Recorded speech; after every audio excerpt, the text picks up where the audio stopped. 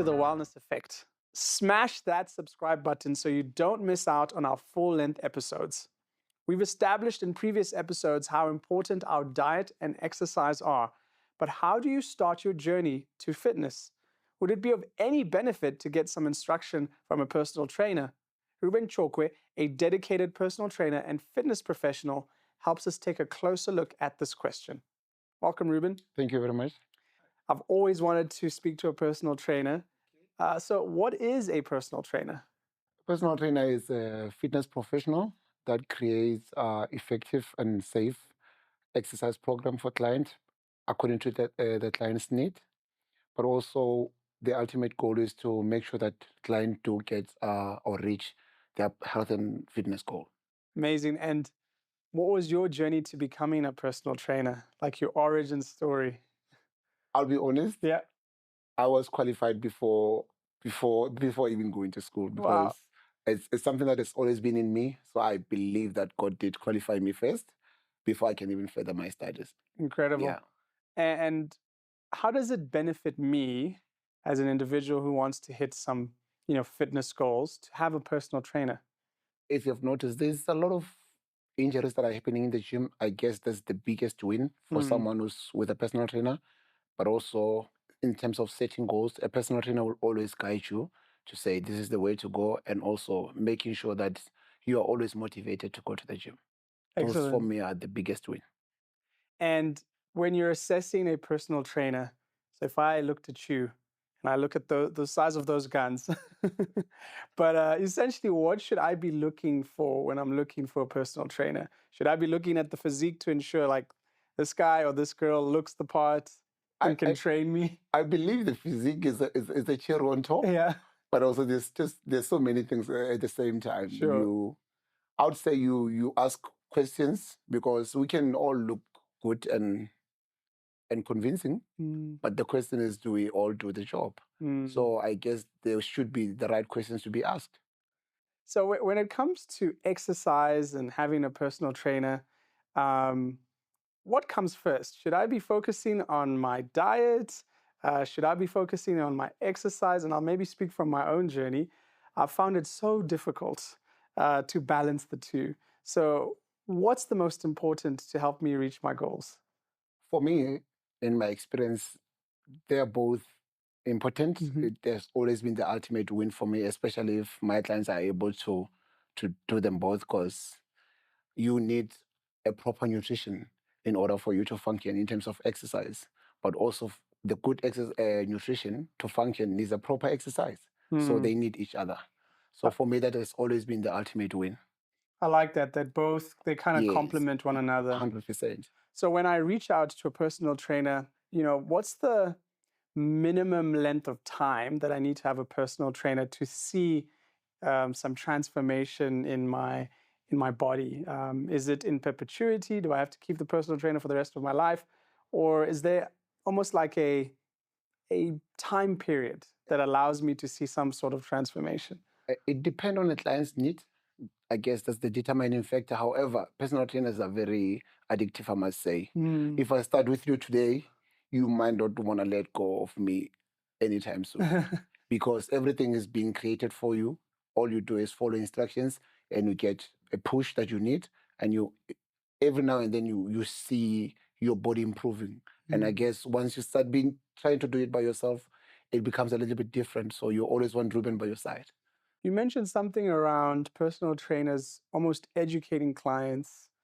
Maybe speak more around that. Yeah. So as a personal trainer, your job is not only to train, it's also to educate your client, nutrition-wise, exercise-wise. When coming to exercise, technique is the most important thing, because remember, if you're doing the right exercise or the right movement, that means your technique must be on point. That's you preventing injuries. So you are trying to make sure that even in your absence, your client can still do an exercise without any injuries or without harming themselves.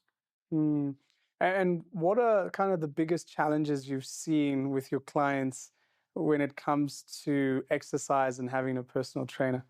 So the biggest challenge is, for me, it has always been to make my client believe that they are capable of losing weight, of build a muscle, or whatever the goal might be. Like, for example, some people, they've never lifted a 10 kg off the floor.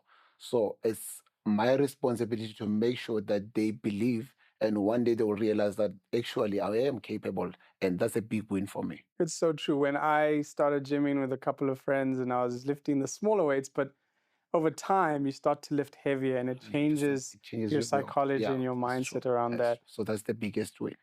And let's talk about supplements. Should we be taking them? Which ones are safe to take?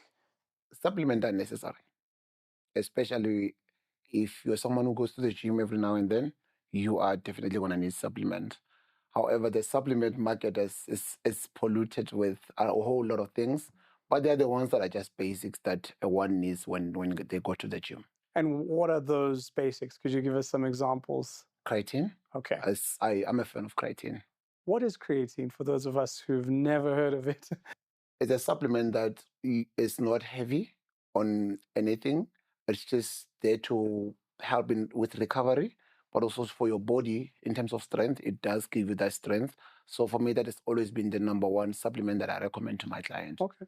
And creatine is almost like a basis, whether you're trying to gain muscle Yep. or lose weight. Yep. Okay. Yeah. So the primary responsibility for creatine is for strength and recovery. Strength and recovery. Any other supplements we should look out for? Protein. Protein is also very crucial, especially if you're overworking your body in terms of weight. You always need to make sure that when it's that anabolic window, you take your protein. Let's talk about protein because I've noted that studies say you should take 1 gram of protein for every kilogram that you have as an individual. So for me, it's 83. I'm 83 kilograms. I should take 83 grams of protein. So should I be taking 83 grams of protein if I'm trying to lose weight, or if I'm trying to gain weight? It will depend on your body, number one. But if you're trying to build on the body, you might have to double it up.